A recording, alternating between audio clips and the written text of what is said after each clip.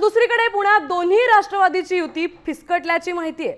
घड्याळ की तुतारी कोणत्या चिन्हावर लढायचं यावरून ही युती फिसकटल्याची माहिती सूत्रांनी दिली आहे। अजित पवारांची राष्ट्रवादी घड्याळ चिन्हासाठी आग्रही आहे, तर शरद पवारांची राष्ट्रवादी तुतारी चिन्हावर ठाम असल्याची माहिती आहे। दुसरीकडे शरद पवारांच्या राष्ट्रवादीनं तातडीनं महाविकास आघाडीच्या बैठकीत उपस्थिती लावत चर्चाही सुरू केली आहे। त्यामुळे पुण्यात महाविकास आघाडी एकत्र लढण्याचीही शक्यता वर्तवण्यात येते।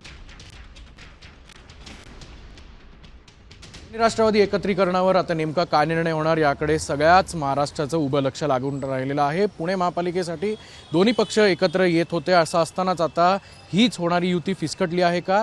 पुणे महानगरपालिकेच्या निवडणुकीच्या निमित्ताने गेल्या अनेक महिने महाविकास आघाडी म्हणून आम्ही सातत्याने एकत्रित बैठका करत आहोत। याच धर्तीवर महानगरपालिकेच्या निवडणुकीला सामोरे जात असताना भारतीय जनता पक्षाच्या विरोधात निवडणूक लढत असताना सर्व समविचारी पक्षांनी, त्याचबरोबर शिवशाहू फुले आंबेडकरांच्या विचारधारेला मानणाऱ्या पक्षांनी आपण एकत्र यावं अशी देखील आमच्या सर्वांचीच धारणा आणि एक चर्चा होती।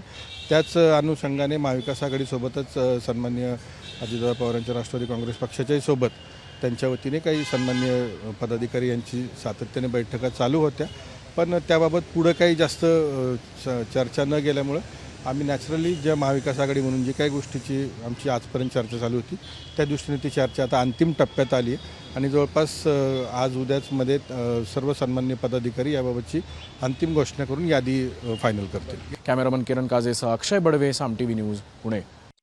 पहिल्यापासून आम्ही महाविकास आघाडी बरोबर लढण्याचा निर्णय केला होता। अजितदादांनी आम्हाला विनंती केली होती की आपण लढू।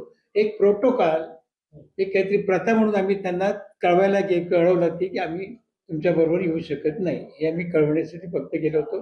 याच्या पलीकडे आघाडी, आकडेवारी, गटचिन्ह याच्यावरती कुठलीही चर्चा झाली नाही। याच्यापेक्षा जास्त सांगण्यासारखं काही नाही।